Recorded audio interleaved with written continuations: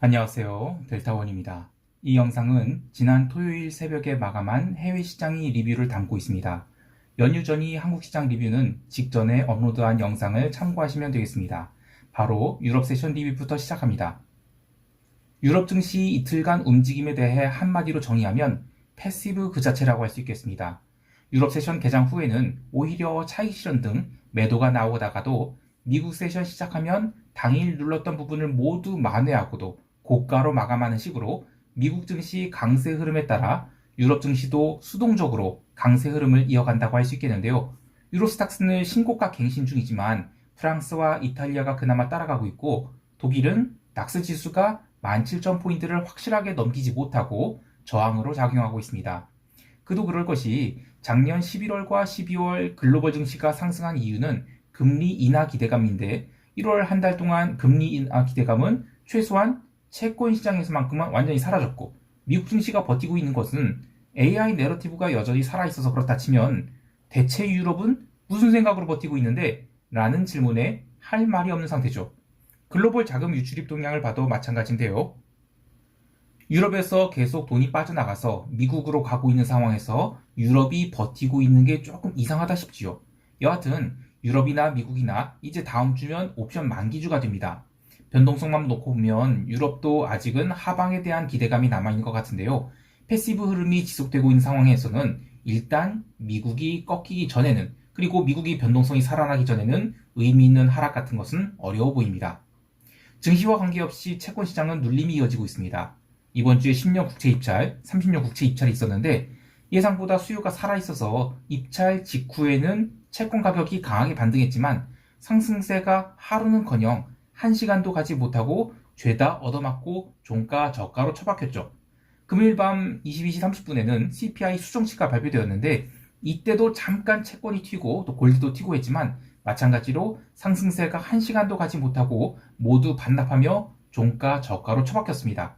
결국 미국 국채는 지난 12월 13일 FOMC 이벤트 이후로 상승한 부분을 거의 다 반납한 셈인데 최소한 채권 시장만큼은 파월이 이야기한 금리 인하 기대감이 과도하다는 것을 모두 반영한 것이지만 증시는 기저귀 논리를 계속 만들어가고 있는 것이 불편하기만 합니다. 여하튼 이번 주의 채권 시장 흐름은 매도가 이어져서 1월에 이어 2월에도 반등에 실패하고 있다라고 할 수 있겠는데요. 다음 주 화요일에는 미국 CPI가, 수요일에는 소매 판매 발표가 있습니다. 이때 채권 가격이 반등에 성공한다면 채권은 다행스럽게도 박스권 장세에서 편안하게 트레이딩을 할 수 있겠지만 레벨 다운을 한다면 그때만큼은 글로벌 시장이 요동을 칠 수 있을 것 같습니다. 통화 시장에서는 조금 이상한 흐름들이 있었습니다. 우선 시장이 달러의 강세를 조금씩 부담스러워하는 것 같은데요. 오지 달러나 멕시코 페소화 등 티어 2나 티어 3 통화들이 더 이상 빠지지 않고 살아나고 있고 그에 반해 엔화는 다시 150엔 구경을 하러 왔죠. 시장이 매크로 이벤트에 대해서 둔감해지고 있는 상황에서 증시가 계속 강세를 보이다 보니 약간 헷갈리고 있는 게 아닌가 싶어요. 그에 반해 상품 시장은 구리가 연중 신저가는 물론이고 작년 12월이 저점마저 붕괴시키는 하락이 나왔죠. 그럼에도 불구하고 오지달러는 더 이상 하락하지 않고 반등을 하고 있다는 것이 특징입니다. 상품 시장 좀 더 보면 천연가스는 이번 주에도 매일 음봉을 맞으며 연중 신저가는 물론이고 코로나 시절 이전의 구간으로 들어가는데 그에 비해 유가는 이번 주 내내 꾸준히 상승해서 장대 양봉을 만드는 데 성공했습니다.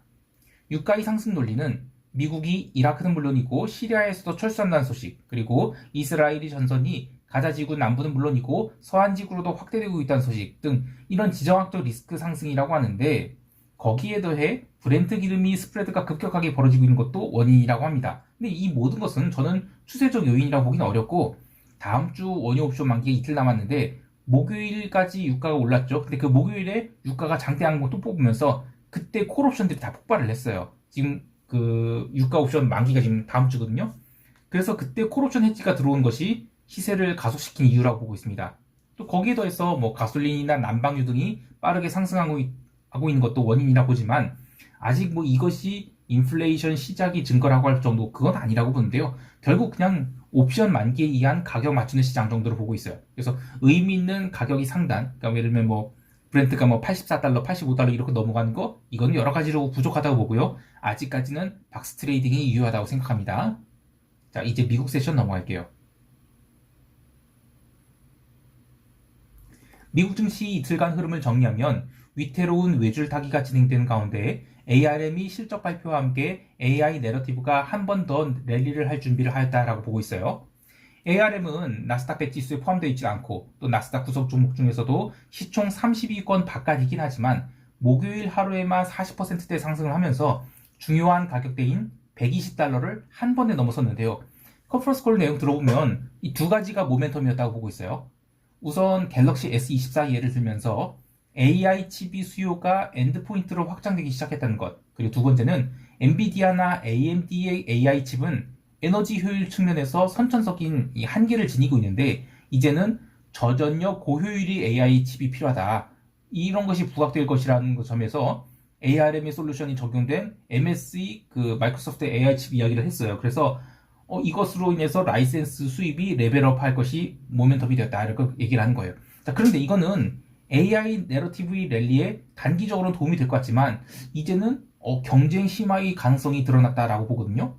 여하튼 아직까지는 시장의 관심이 꺾이지 않았다는 점에서 긍정적이라 할 수 있겠고요. 결국에는 다다음 주에 있을 엔비디아 실적 발표가 단기적인 피크아웃 자리가 되지 않을까 합니다. 변동성은 의외로 더 이상 빠지지 않고 있는데요. 다음 주면 2월물 변동성 선물 만기되죠. 그리고 3월물이 근월물로 거래가 시작되겠지만 잔존일 대비 여전히 과도하게 저평가되어 있는 상태라고 보고 있어요. 물론 변동성이 올라가지 못하고 있는 것은 맞지만 더 이상 빠지지도 않고 있어서 다음 주에 뭐 CPI라든지 소매 판매라든지 뭐라도 이슈거리가 생기면 변동성은 며칠이라도 고개를 좀 들 수 있을 것 같아요. 한편 미국이 상업용 부동산 관련 이슈로 무슨 문제가 터지는 거 아닌가 이런 고민하시는 분들이 있는데요. 또 뉴욕 커뮤니티 뱅코프라는 미국 지역은행이 주가 폭락에 대해서도 걱정하시는 분이 계시죠. 근데 냉정하게 말해서 상업용 부동산 이슈는 코로나 이후 계속 문제가 되었던 부분이에요. 그리고 상위 트렌치는 문제가 없고 주로 하위 트렌치에 투자한 쪽에서 문제가 되고 있죠. 근데 이것도 시스템 리스크로 전환되려면 이 정도 수준은 어림도 없다고 봐요. 과거에 그 서프라임 모기지 사태가 터진 것도 문제가 되었던 처음에는 시장이 계속 본체 만체했어요. 나중에 더 이상 틀어막을 수 없게 될 때 본격적으로 문제가 터졌죠. 그래서 이 문제가 이연돼서 사고가 터지기 직전까지는 생각보다 시간이 한참 걸립니다. 그리고 뉴욕 커뮤니티 뱅코프 사태는 작년에 그 무너진 시그니처 은행이 일부 자산을 인수하면서 자산이 급증해서 강화된 자본 구조를 적용받으면서 어려움을 겪고 있는 것이지 뭐 이게 그 지역은행 그러니까 SBB 사태 라운드 2 이런 것과는 거리가 멀다고 보고 있습니다. 따라서 미국 시장에 대해서도 당장 문제가 될 부분은 없고 굳이 이야기하면 중요한 포인트 피규어인 S&P 5,000포인트를 확실하게 넘어선 이상 시장은 추세 상승 지속할 가능성이 높지만 그래도 하루라도 음봉이 나오게 된다. 그러면 시장은 단기적으로는 가벼운 기술적 조정 받을 수 있으니까 최소한 음봉이 나오기 전에는 매도를 보지 말자. 이렇게 이야기하고자 합니다. 이제 시장 총평하면서 대응 전략 이야기할게요. 다음 주 첫 거래일은 별다른 경제 지표 없고요. 화요일부터 미국의 소비자 물가지수, 수요일에는 소매 판매 등의 지표가 있습니다. 거기에 더해 다음 주에는 미국과 유럽 옵션 만기주죠. 주가지수 옵션 만기주인데 그 어느 때보다도 지금 낮은 변동성을 보이고 있고 또 유럽은 미국 세션 시작 직후에 본격적으로 움직이는 수동적인 흐름을 보이고 있어서 미리 겁먹을 필요 없을 것 같아요. 주가지수 변동성이 낮을 때는 가급적이면 트레이딩하지 않고 높은 변동성을 보이는 다른 상품들을 찾아서 트레이딩하는 것이 좋은데 위험자산 대부분이 변동성이 죽어 있으니까 사실 트레이딩할 만한 게 없어요. 그래서 연휴 마지막 날까지 푹 쉬시고 화요일 새벽에 마감한 글로벌 시장 시황을 보면서 대응하실 수 있으면 좋겠습니다.